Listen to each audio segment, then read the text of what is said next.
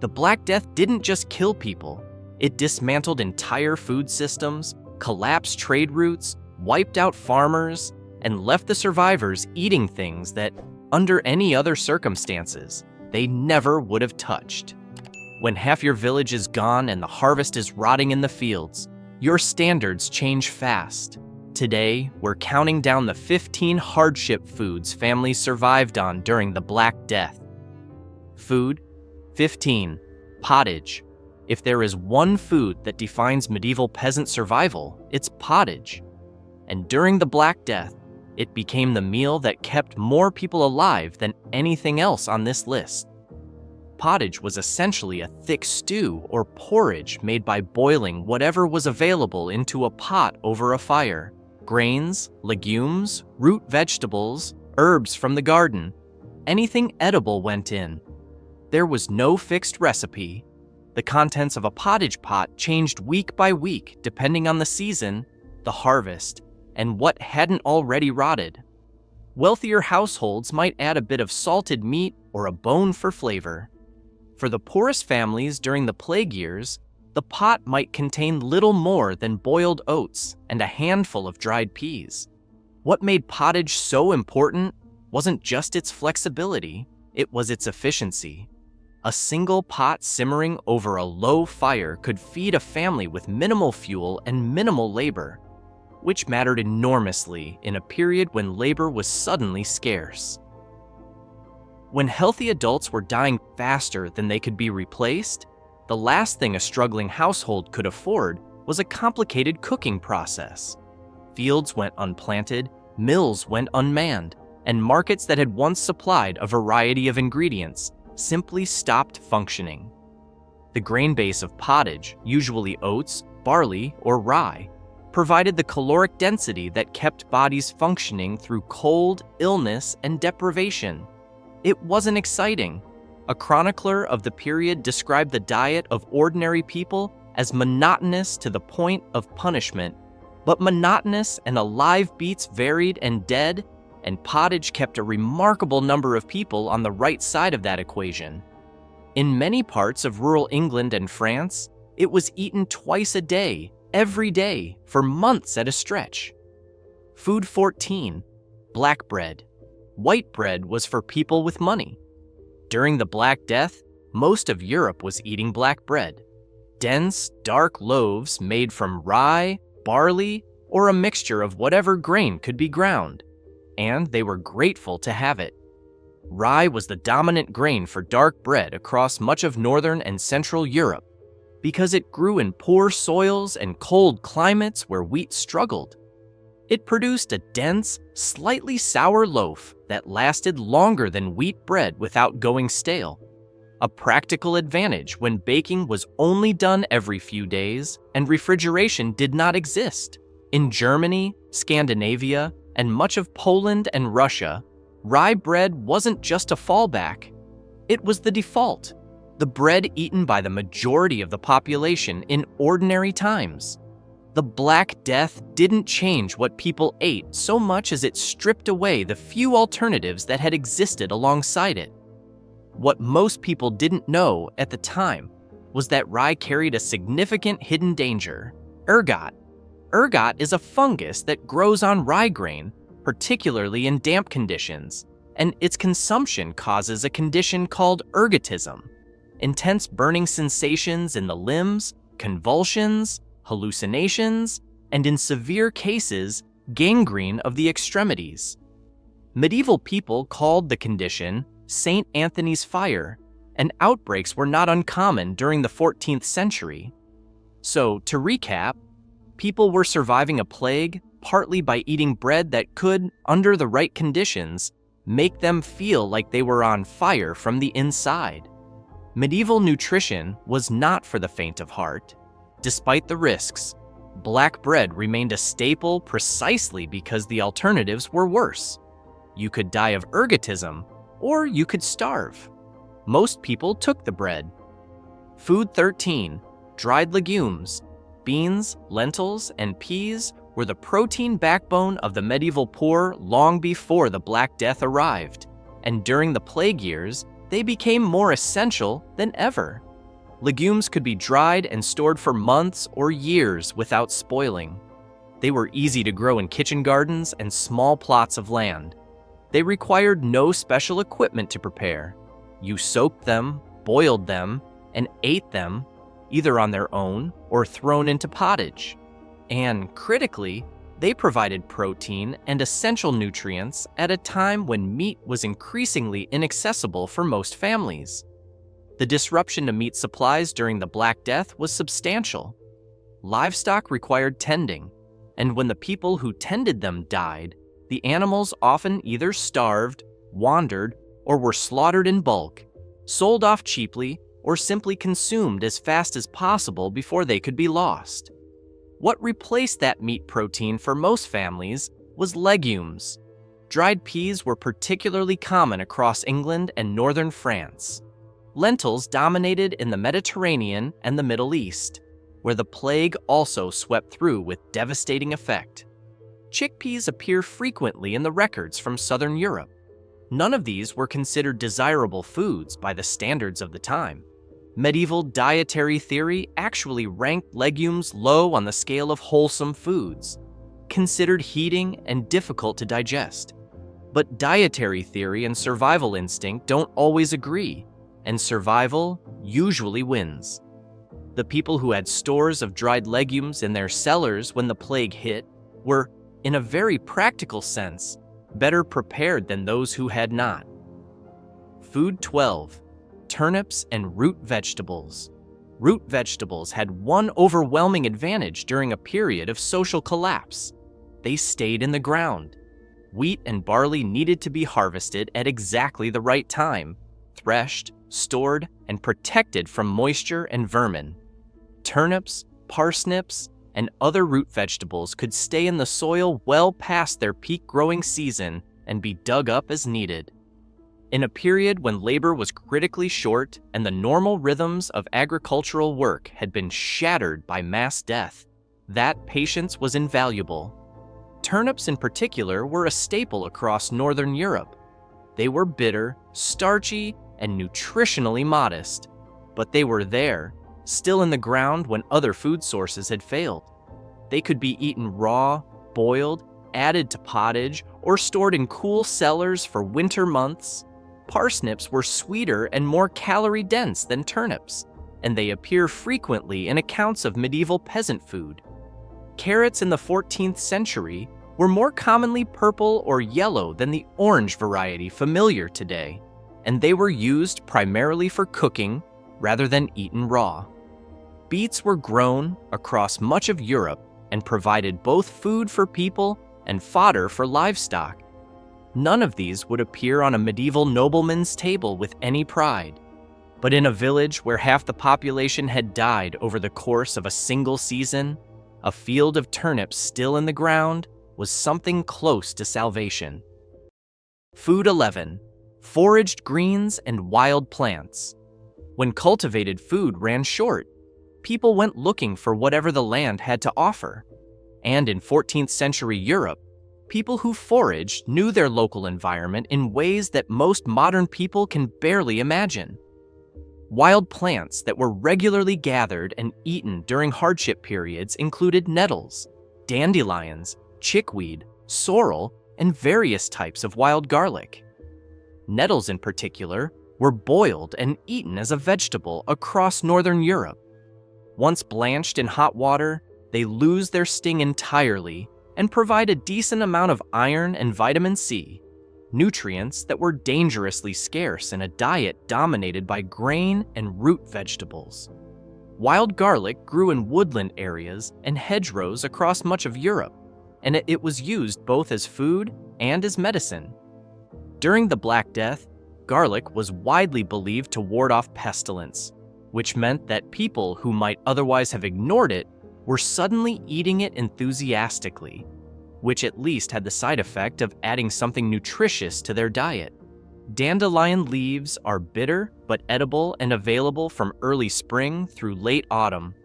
Foragers also gathered wild berries, blackberries, elderberries, slowberries, and whatever mushrooms could be identified as safe. The word identified as safe is doing some work there because misidentified mushrooms were a genuine cause of death in the medieval period, adding yet another hazard to an already hazardous existence. The death cap mushroom, Amanita phalloides, is native to Europe, looks innocuous, and causes liver failure. There were no poison control centers in 14th century France. Foraging wasn't a choice made out of curiosity or fashion. It was what people did when the alternative was going hungry. Children in particular were often sent to gather what they could from nearby fields and woodland edges, a task that required knowledge passed down within families, knowledge that was at risk of being lost when entire families died and the accumulated wisdom of generations went with them. Food 10. Gruel. If pottage had any competition for the title of least glamorous survival food of the Black Death era, gruel would be it. Gruel is essentially very thin porridge, grain, usually oats or barley, boiled in water until it becomes a pale liquid mush. Unlike pottage, which at least had the decency to be thick enough to feel like food, gruel was closer to heavily flavored water with aspirations. It provided calories, it was warm, and it was filling in the way that any large quantity of liquid is filling, temporarily and unconvincingly.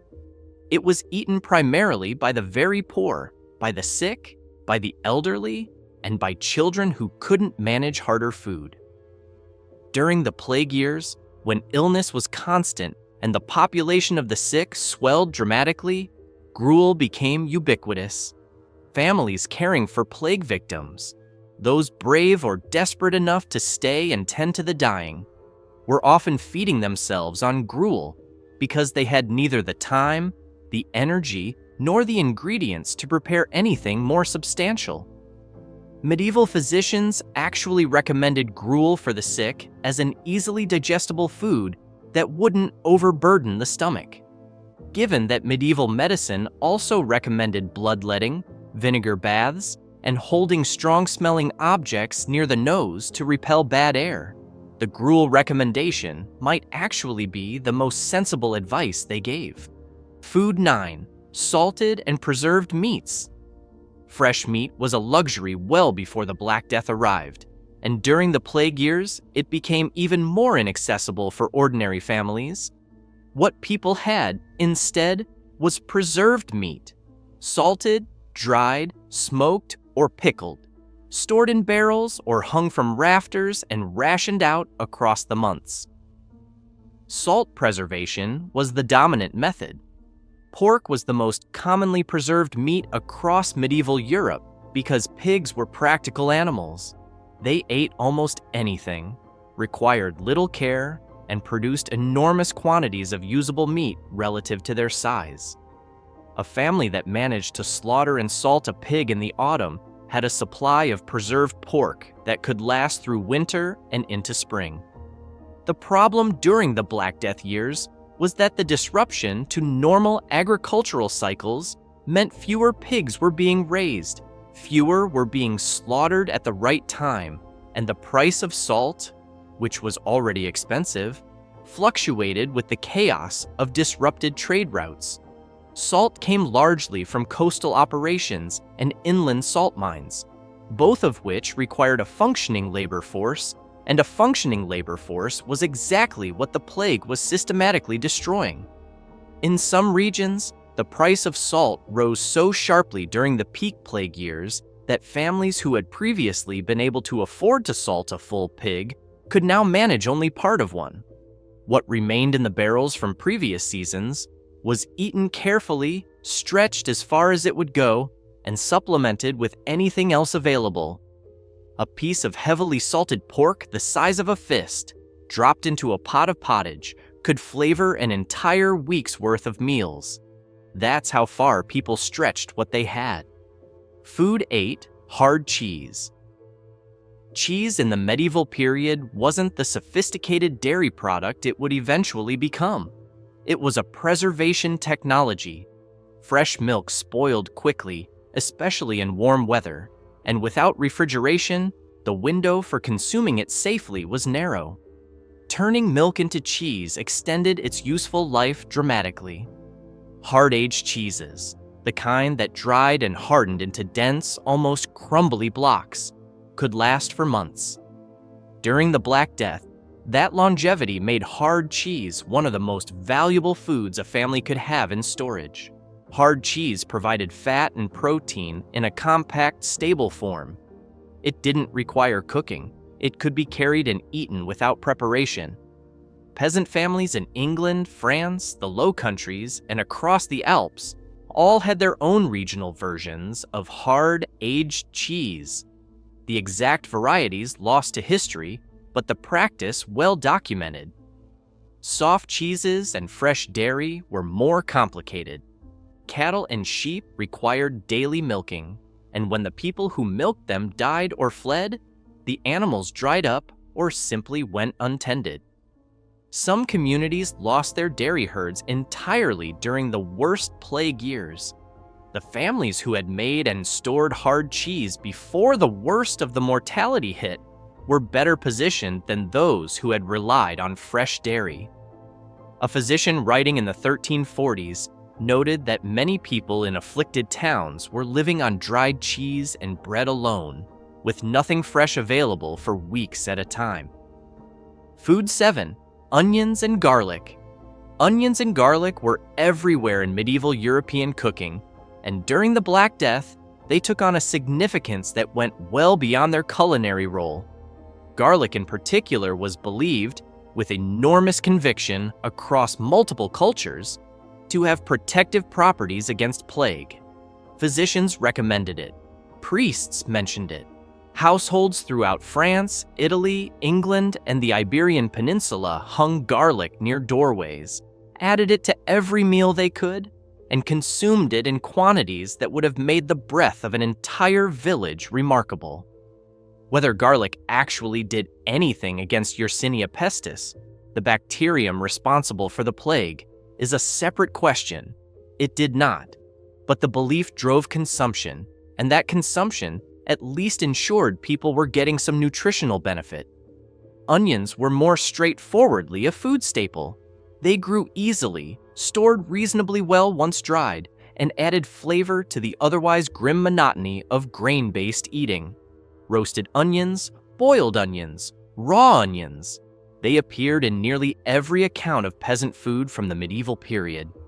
There's a story, probably apocryphal but widely repeated, of 4 thieves in 14th century France who robbed plague victims without contracting the disease, supposedly because they had soaked themselves in a vinegar and garlic preparation. When caught and brought before authorities, they reportedly traded their recipe in exchange for leniency. The story may be invented. Versions of it appear in sources ranging across several centuries. But its persistence and spread tell you something about how seriously people took garlic as both a protection and a daily dietary staple during the plague years. Whether it kept the plague away is not the point. The point is that people believed it did, and they acted on that belief, which at minimum ensured they were consuming something with genuine nutritional value during one of the worst crises in European history. Food 6. Acorn bread and flour. When grain was scarce, people looked for alternatives that could be ground into flour, and one of the most widely used, and least appetizing, was the acorn. Acorns contain tannins, which are astringent compounds that make them intensely bitter and, in sufficient quantities, harmful to humans. The trick to making them edible was leaching, soaking the ground acorn meal in water repeatedly until enough of the tannin had been drawn out to make the flour palatable. It was a time-consuming process, but it produced a flour that could be mixed with whatever grain flour was available to extend a dwindling supply. Acorn bread was dense, slightly bitter, and nutritionally reasonable. Acorns are high in fat and carbohydrates, which is exactly what a calorie-depleted body needs.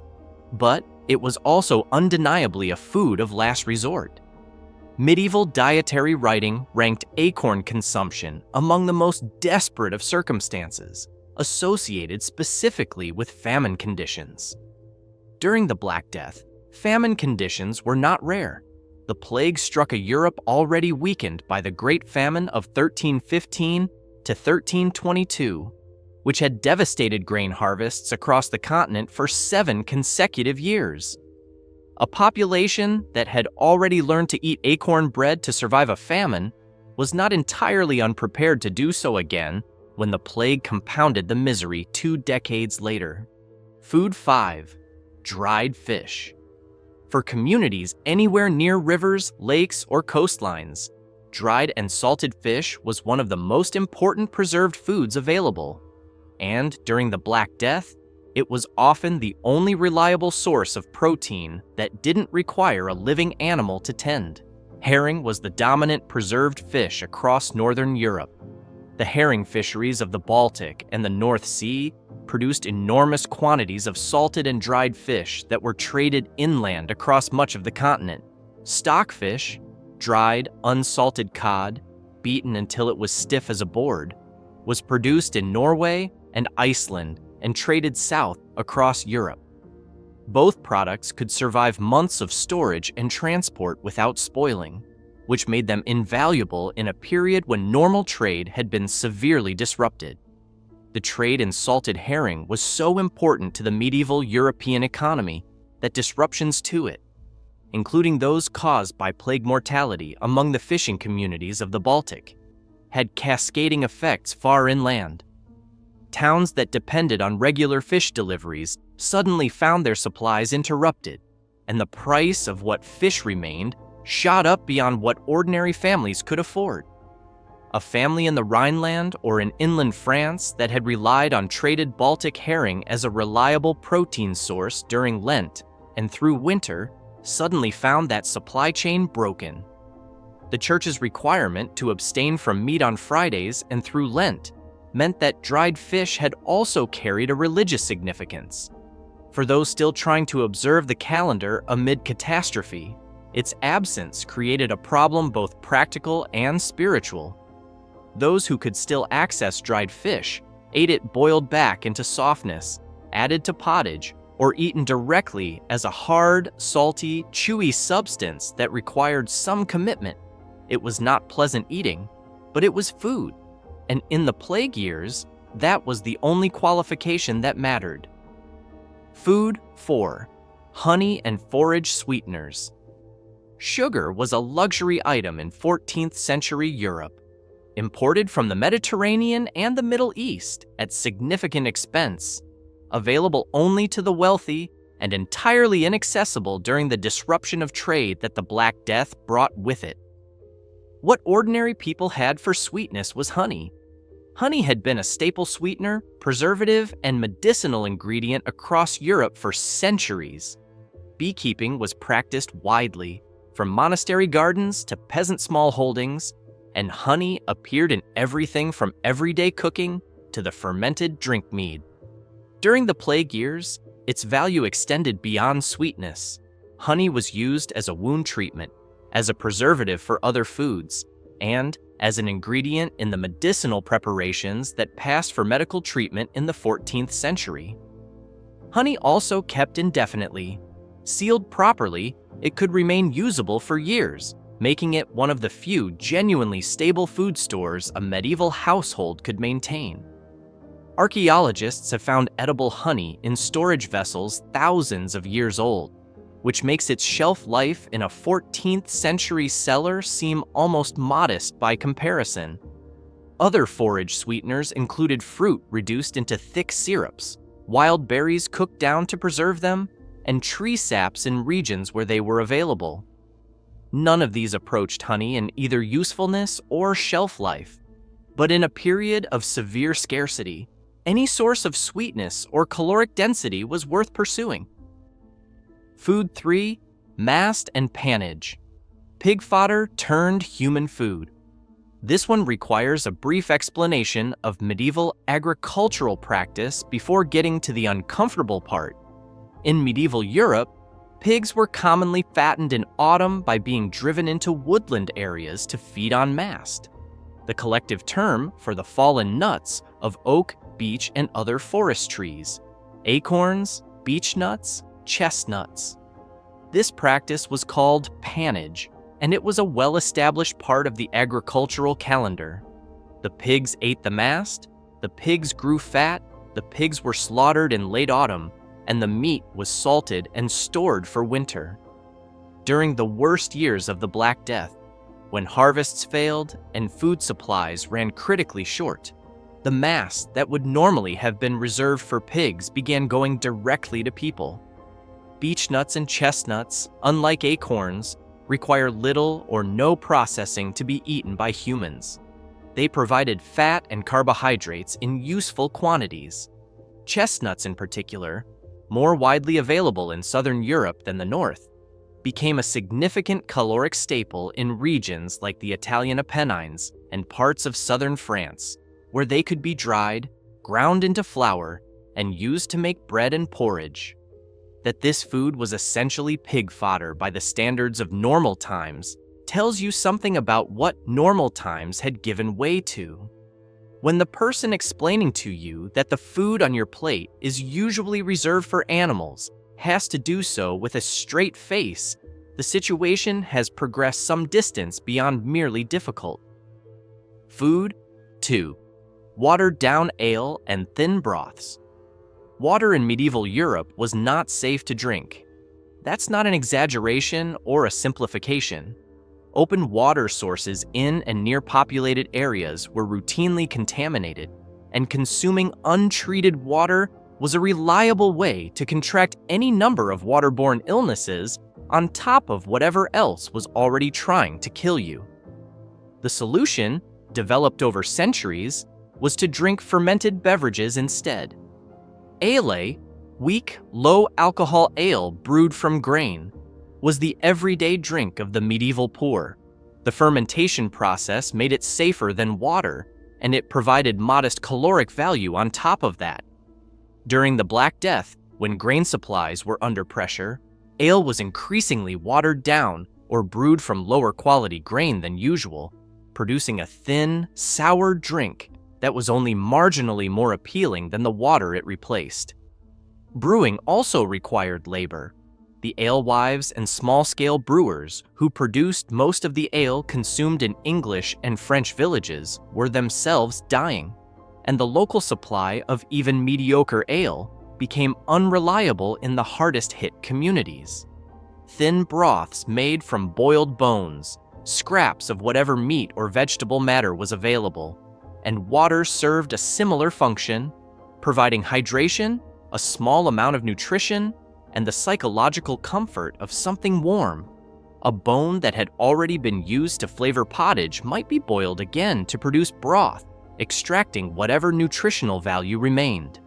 Collagen from boiled bones breaks down into gelatin, which at least gave the broth a body that plain water lacked. The combination of thin ale and thin broth describes the liquid diet of a significant portion of the European population during the plague years. Not exactly an advertisement for the era, but a functional survival strategy at a time when functional was the highest available standard. Food 1. Rat and other vermin. This is the one that belongs at the end of the list, because it represents the point at which normal standards had not just slipped, but been abandoned entirely. The historical record on the consumption of rats and other small animals during extreme famine conditions in the medieval period is thin but present. Contemporary accounts of famine and plague describe populations in the most severely affected areas resorting to eating cats, dogs, and in the most extreme cases, rats. The irony of eating rats during the Black Death is not lost on historians, given that it was fleas on rats that served as the primary vector for the transmission of plague in the first place. Medieval people did not know this. Germ theory was 6 centuries away. But that particular feedback loop between cause and desperate coping mechanism is one of the grimmer footnotes in the history of the epidemic. Cats were in a particularly precarious position during the Black Death years. A widespread belief, especially in parts of continental Europe, held that cats were associated with witchcraft and evil, and many were killed. The reduction of the cat population contributed to the proliferation of the rat population, which contributed to the spread of the plague. Then, when food ran short, people ate the rats that were helping to spread the disease that was making food short to begin with. Medieval survival during the Black Death was not a linear or logical process. It was people doing whatever they could with what was in front of them, under conditions that none of them had asked for and none of them fully understood. None of the foods on this list were chosen because they were good. They were chosen because they were available, and available was the only criterion that mattered when Yersinia pestis was working its way through 14th century Europe at a pace that killed somewhere between 30 and 60% of the continent's population. The people who survived, who ate the acorn bread, the watered ale, the salted pork stretched across months, the nettles and the turnips and the gruel, did so without any of the context we now have for what they were living through. They didn't know what caused the plague. They didn't know when it would end. They ate what they could find, stayed alive as long as they could manage, and built the world that eventually, centuries later, got around to figuring out what had actually happened to them. If you found this video interesting, please like and subscribe to our channel so you never miss out on more history content.